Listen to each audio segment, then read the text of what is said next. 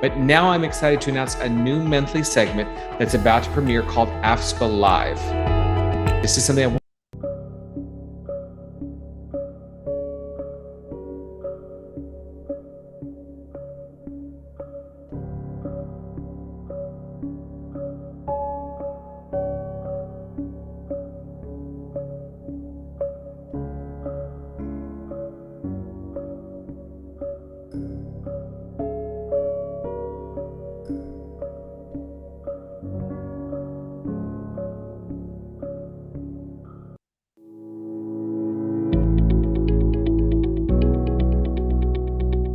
Hello, and welcome to AFSPA Live, our monthly digital broadcast designed to give AFSPA members and eligible federal employees a place to ask questions and get answers about past AFSPA Talks topics, their benefits, and wellness needs.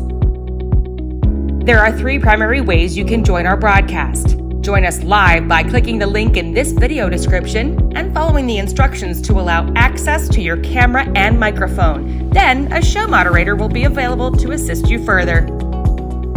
You can ask your question through the chat box on whichever social media platform you're streaming AFSPA Live, YouTube, Facebook, or LinkedIn. If you're not able to join us live, call our toll-free line prior to the broadcast at 888-435-0757 and leave our team a voice message that we may play back and answer live on air. Just tell us who you are and the question you'd like us to answer. I'll see you at the next AFSPA Live.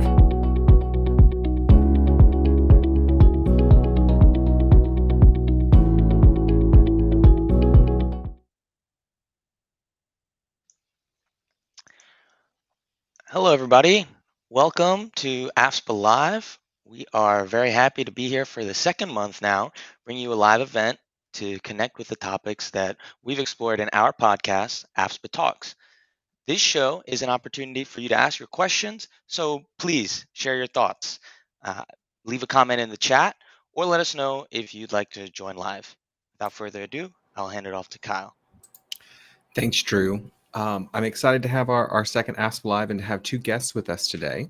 And I just want to share that the idea around this month's theme with our podcast and with AFSPA Live stemmed from June being Infertility Awareness Month. However, as we worked on the theme and put things together, I came to feel that focusing just on infertility, at least as many people conceive of it, is a bit limiting. Families come together in a lot of different ways, and I wanted the opportunity to highlight that. We were able to bring you 2 podcasts this month, one about mental health and infertility and family formation, and another longer episode featuring the stories of 3 families. Now, June is also Pride Month, and so I'm glad that we were able to feature stories from 3 families who identify as LGBTQ+. I want to say a special thank you to our friends at Glypha for helping connect us with those families and to bring us their stories. Now, I do want to also note that we were not able to bring you a conversation this month with a medical doctor and endocrinologist specializing in assisted reproductive technology or ART procedures.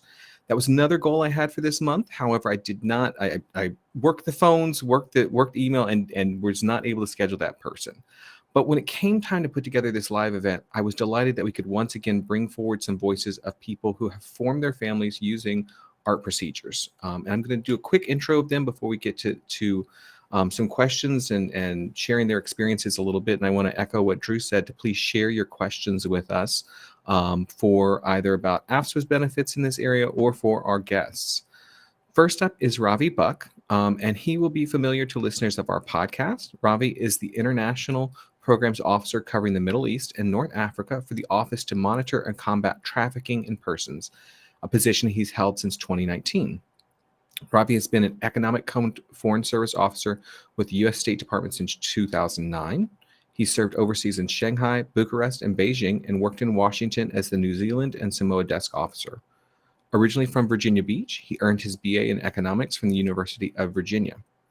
Right now, RavI lives in Boston, Massachusetts, with his husband, Claudio, their daughter, Sabrina, and their dog, Toby. And we've got a picture of them that we're sharing. And we also have as our second guest, Dr. Elizabeth Crouch. She's Associate Professor in the Department of Health Services Policy and Management within the Arnold School of Public Health, and she also serves as the director of the Rural and Minority Health Research Center.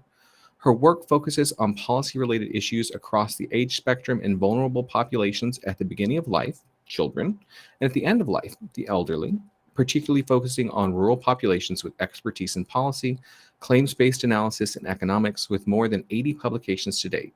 Dr. Krause serves as Research and Education Chair of the National Rural Health Association Board of Trustees and serves on the editorial board of the Journal of Rural Health. Elizabeth lives with her husband, Andy, and their two children, Hollins and Franny, in South Carolina. And despite her academic and study research, she's actually here to talk about her personal experience. So welcome, RavI and Elizabeth. And thank you both for joining us. And once again, please, for anybody who's joining us as a guest, I'm sorry, I should say in the audience, submit your questions, and Drew will let us know when we've got a question. And I do want to start with some questions I have, and I want to start with RavI. You had a few more steps in your family formation than Elizabeth did, your experience being a little bit different. You and your husband decided to go the route of surrogacy and IVF. I appreciate that you shared so much with us in the podcast episode, and if you haven't listened to that, you all should go back and listen to it. But RavI, you also shared that you all experienced a miscarriage and interruptions in this journey related to COVID, as well as some pretty complicated, in my opinion, multi-state coordination. But the result was your beautiful daughter. And you shared that you and your husband are planning to try for a second child in the future. As you're looking at that, second time, is there anything that you would do differently from the first time, other than maybe not have a pandemic? Yeah, thank you. If we can avoid another pandemic, that would be wonderful. We, I think, are pretty much going to try to use the same surrogate agency, the same IVF clinic. We all felt very comfortable with them. We've already built up rapport. We personally feel that if we can use the same surrogate, it will make it a little bit easier to explain to the children,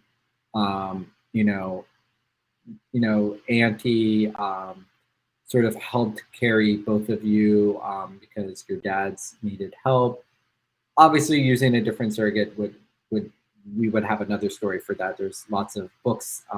If there's other LGBT parents out there, there's tons of books to help explain surrogacy to kids. But we really are trying to keep with the same surrogate and the same agency and the same IVF clinic.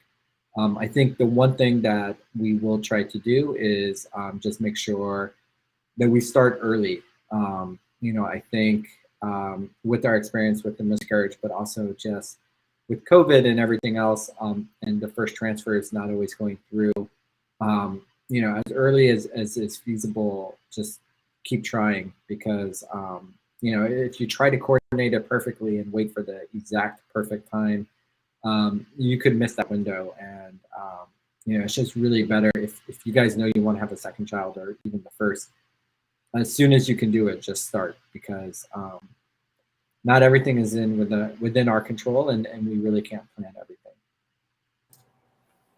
Thank you very much.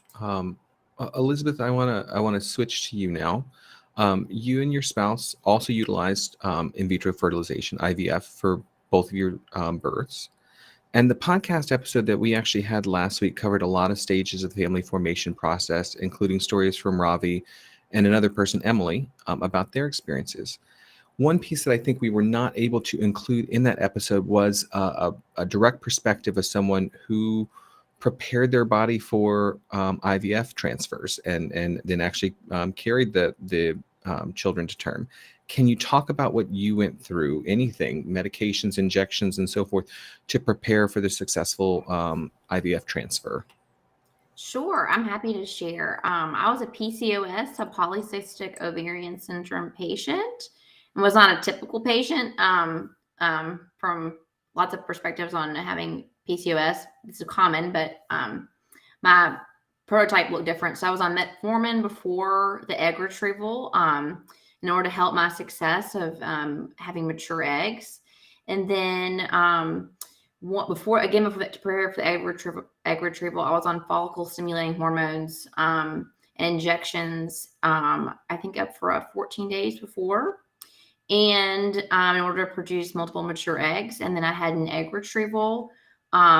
We live in the middle of our state. So in our state, this was almost 7 years ago now, you had to go to Charleston, which is 2 hours away. So I think one of the issues would be timing and travel for some people to get access to do an egg retrieval and to do an embryo transfer as well. It's not always located right where you are. And then after the egg retrieval, we waited a month. We had over 40 eggs that were retrieved. And of those, 15 made it to embryo status after so many days. And then from there, we did the genetic testing just because we we did have insurance coverage, which I'll get into later on for the talks of this. And so it was going to cover X number of transfers. We waited a month, and then we did our first embryo transfer. And to prepare for that, I was on progesterone shots and progesterone suppositories before the embryo transfer. That first one was successful. For our son, I'll talk later on in the talk today about having our daughter was a little bit more challenging. All right, Elizabeth, thank you very much for sharing that. You summed it up quickly and made it sound somewhat simple, but I know it was anything but. Yes, very uncomfortable. I hate saying that. I don't think everyone has my same experience, but lots of bloating and hormonal changes, and they make your emotional state a little more vulnerable. And I actually had a really hard time after my egg retrieval. So I had trouble with my body clotting afterwards because I had so many eggs removed. And so we were in Charleston, supposed to be there just for the morning. Ended up being there for the whole day because I just kept passing out from loss of blood. So I would not say it was an easy process, but I am thankful that I feel like I'm very grateful that my first embryo did transfer, and we had our son Hollins, who you saw pictured earlier. Thank you very much, Elizabeth. And Elizabeth mentioned that PCOS that she cited is common. I shared in our very first episode this month that my wife also has a PCOS diagnosis and also was on metformin for a time. 10% of, according to certain statistics that I researched this a bit over the last few weeks, 10% of couples will experience some challenge with infertility, and PCOS is a common cause of that when we're talking about attempts at heterosexual conception when we're looking at that. So it's not that uncommon, and I really appreciate RavI and Elizabeth, you all sharing your stories so far. We're not done yet, and I want to touch first. Before we go much further, I'm going to touch the third rail of this issue, at least for federal employees. Elizabeth, you mentioned you have insurance coverage for this. RavI, you shared in the podcast episode you are a federal employee. You do not have insurance coverage to cover any part of this journey. And in fact, it is not something that is allowed to be covered, or at least has not been allowed to be covered by federal plans. Some federal health maintenance organizations, or HMO plans, do offer some limited coverage because of requirements in the states where they operate. But at least for those plans, the fee-for-service that operate under the OPM umbrella, that has been an exclusion. So I want to start with Elizabeth. You mentioned you had coverage. How did that insurance coverage, first of all, if you're willing to share sort of what the coverage was that you had access to, and then how did that influence your approach to timing and how many cycles you went through or anything like that? Sure. Yeah. So I'm a university professor. So I'm a state, and I work for the University of South Carolina. So I'm a state employee, and under the state health plan for Blue Cross Blue Shield in our state, you get, I think it's up to $15,000 of insurance coverage for infertility, and it's max $15,000,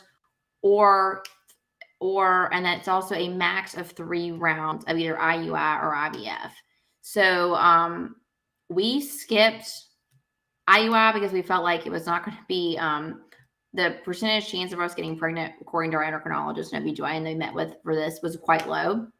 And our success rate for IVF was going to be probability of success was much higher. And so we went ahead and just skipped on to IVF and didn't do the IUI because we knew we had insurance coverage that would help us pay for up to 3 rounds or max $15,000. So that was really helpful for us. I do say that I have very close friends who are lesbian women that are married, and they were not able to get they were both state health plan state employees, were not able to get coverage because it was limited to heterosexual couples, which I find striking in this was 5 years ago. I'm sure the law still exists. So that I think is challenging, that you had to be a heterosexual couple who had attempted to have sex and have X number of months of trying to have a successful pregnancy before the insurance coverage would cover you. I find that is invasive and obviously discriminatory. So that is how we were able to afford to do IVF with our son and with our daughter. It didn't cover storage costs during the year for the embryos, because we had embryos that we stored in between. My children are 3 years apart. So sorry, that's maybe oversharing, but that is how it has worked in South Carolina. I hope it's better in other states. I don't know. I know this is evolving, and I know that there are certain private employers that are leading the way on this. RavI, as a federal employee, don't go and work for the state of South Carolina. I think that came out in a couple different ways. Don't go work for a private employer. We need you in the federal government.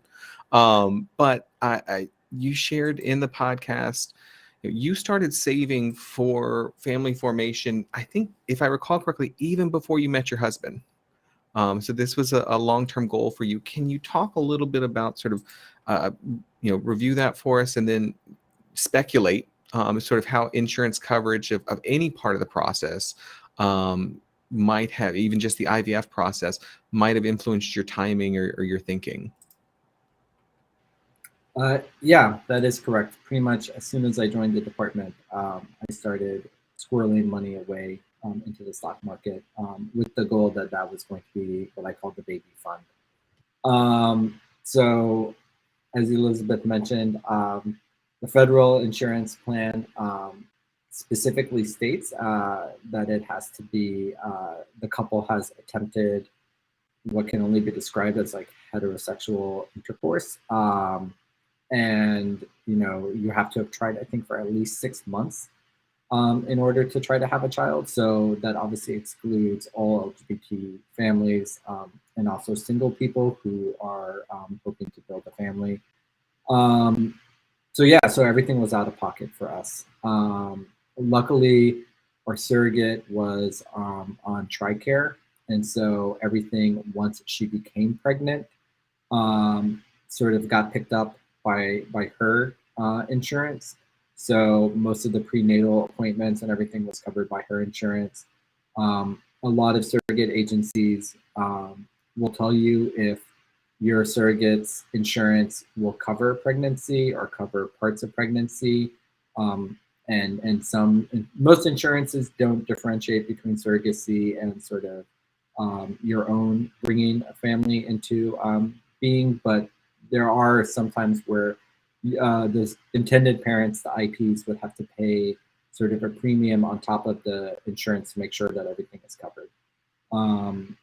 Our insurance did pick up Sabrina the second she was born, so that was very nice. And so all of the care afterwards all came under the Aetna, the healthcare plan, immediately afterwards. But yeah, I mean, I think it definitely would have helped in planning and being able to do it earlier. With the second child, now that we have the embryos frozen, now the IVF costs, every attempted try is going to be sort of, again, out of pocket. So it will really sort of add up.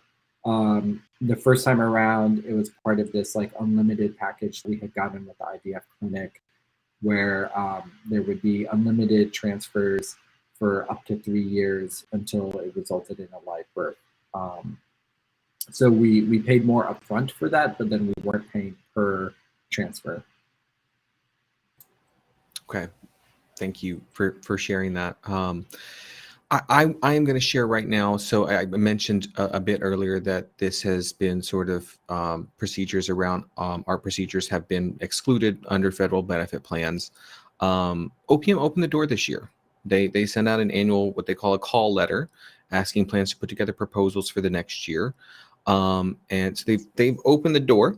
And at least AFSPA through our Foreign Service Benefit Plan is doing our best to at least put a foot in that door for 2023. So we are in negotiations with OPM right now around limited. I want to be clear about that limited coverage of ART procedures for 2023. It's still to be determined. It's nothing's finalized, but we are working on that. We feel like this is where we should be going with the plan, and where we want to go, and we want to also, in line with OPM's goals, make sure that the coverage we offer for this and all benefits is as inclusive as possible. So more to come on that.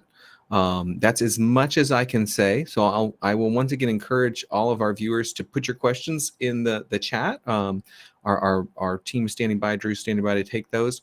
But that's about as much as I can say about that right now until benefits are finalized with OPM. I do want to continue our conversation a little bit and then get to some of those questions. We did an episode. Our very first episode this month was with Dr. Janik, and we talked about ART procedures are not perfect, and results are not guaranteed. And she shared some of that and some of her how she deals with that in her practice. Would either of you be willing to share about your experience when things did not go as planned? Ravi, or you shared a little bit about this in the podcast episode. I'm wondering if you would, if you might share again with us. Sure. So in our first attempt, we in January of 2018 created our embryos, or April of 2018 created our embryos, had our first transplant in July of 2018, and we were very happy when we got back that positive pregnancy test. And then even happier in the 48 hours afterwards when the HGC numbers doubled and everybody's excited.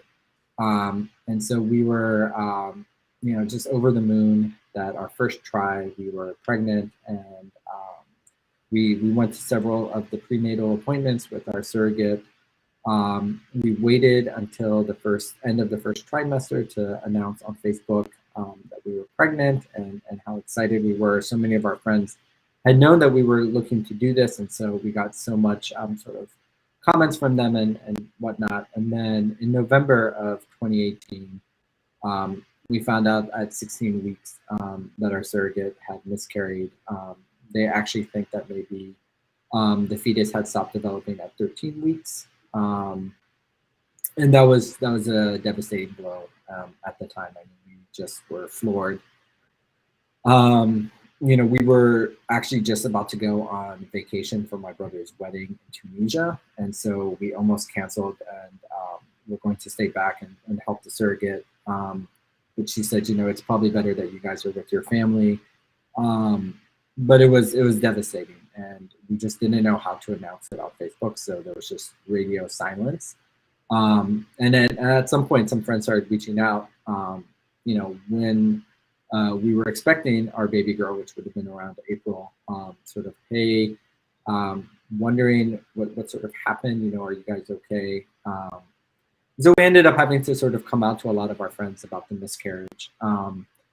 And then I guess one thing that really struck me was just how many of my couple friends, my straight couple friends, sort of, came out to me over bottles of wine, just how they had also gone through a miscarriage and how they had not had anybody to tell. And they just, it was, don't give up. You'll have a kid afterwards. They're called rainbow babies. So Sabrina is a rainbow baby. She's a baby born after a miscarriage. But it was very heartening to hear that from our friends. And, since then we've tried to be very open and upfront with other couples that we know are looking to do surrogacy or just any form of IVF that, you obviously don't plan for this, but be aware that there is a good chance that there could be a miscarriage, and just keep trying. And it has nothing to do with you. It has nothing to do with the surrogate. it's just a natural part of this process and this journey. And so, everybody shares the really positive news on Facebook when they're pregnant, and then sort of happy pictures of the newborn. But most people don't talk about the miscarriages, but it is so much more common than I think a lot of people realize. And so really just have that expectation in the back of your mind. Obviously, I hope everybody's journey is as seamless as possible and they have no problems. But just be aware that there is a chance that it can happen. It's a pretty high chance. I want to say almost a third. But just be aware that you will get there. We have Sabrina, and she's adorable. But it's not always point A to point B. All right. I'm sorry that you went through that, Ravi, and I really appreciate you sharing that with us, both in the podcast and today. Elizabeth, you mentioned earlier that your first transfer with your son was successful, but you said you wanted to come back to your experience the second time around. Yes. So whenever we went to the Hollands, I really, I feel like we had somewhat of a seamless beyond the egg retrieval, which was scary and frightening with the blood loss. The main thing was, we had a successful embryo transfer, everything went well, successful pregnancy outcome, with baby, etc. With having Franny, we had 3 transfers done. Is that right? 3. And the first, so in between, so we had 7. I guess we had, of the chromosomally normal embryos, we had 8, which was a lot. And I know we had some people only have 2 or 3. And so we had Holland, which was the first one. And then we were going to do they unthaw the embryo in the morning if we had Franny. And that embryo did not make it when they unthawed it. Then we put another embryo. We put the first embryo transfer in, and we found out, I think, a week and a half later that I did not make it. And then we tried the next month. Again, they unthawed one, did not make it. And then we had tried again and had another failed transfer. And so we were starting to feel a little bit hopeless because this emotional trial. We thought, with Hollins, it was no big deal, but I was a little bit older with Franny, and not sure what the issue was. And then finally, thankfully, we got pregnant in December of 2018 and had our friend Fran, who you've seen the picture earlier, who's such a joy.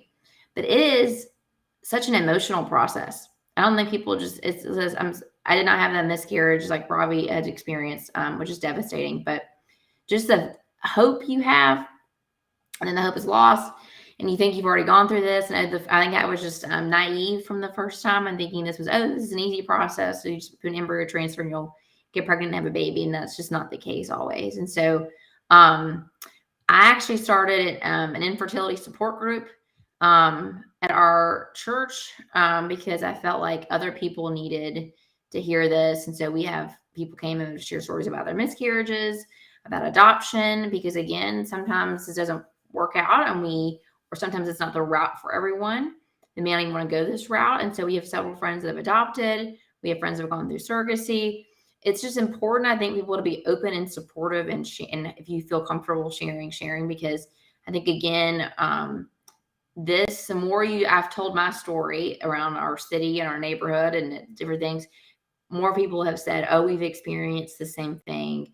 And I think it gives people hope to know that there is various alternate routes to this journey. My son's in kindergarten with a lady who went through the process same time that I did, and her adopted daughter's in the class with Hollins, and she's such a blessing to them, and she's wonderful. And so it's getting there may not be what you had originally envisioned for your own life. But hopefully everyone finds a kind of a support network of friends and family that will cheer them on during this very emotional and trying time.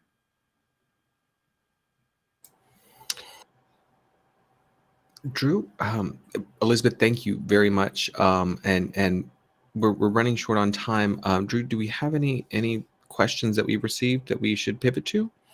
Yeah, I think we should jump over to this question over here. Thank you so much, Ravi and Elizabeth. I definitely agree. I think removing stigma around these issues is especially important, given your emotional stories. And we want to support that. So we had a question come in and ask, did either of you or your husband, did either of you or your husbands seek mental or mental or emotional support during this process, I guess, outside of the two of you?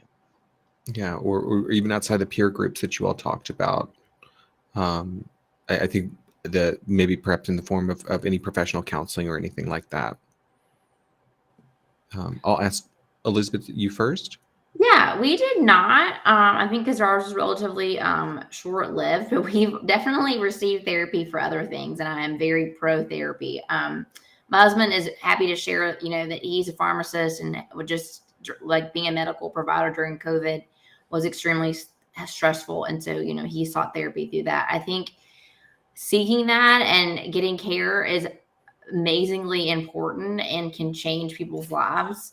And so we didn't for this, but I have other situations in my life, and I completely am supportive and encouraging of people doing so. Okay. And thank you, Elizabeth. What about you, Ravi? Yeah, I guess similar to Elizabeth, we did not seek out therapy specifically for this. I have had telemedicine like therapy for other stress in my life. But we did have a very supportive group. Online, there was a group called Men Having Babies. And they have a Facebook group that's sort of a closed group. And we would often share our ups and downs in that group as opposed to broadcasting it to the larger friend group, because that allowed us to sort of talk about some of the, again, ups and downs in a sort of very protective environment where people have been through similar situations. And so I think that really helped us navigate sort of our journey. And both of our parents on both sides were very supportive of the process and sort of understanding the pain that we went through. My husband actually found out from his mom that she had had a miscarriage before him.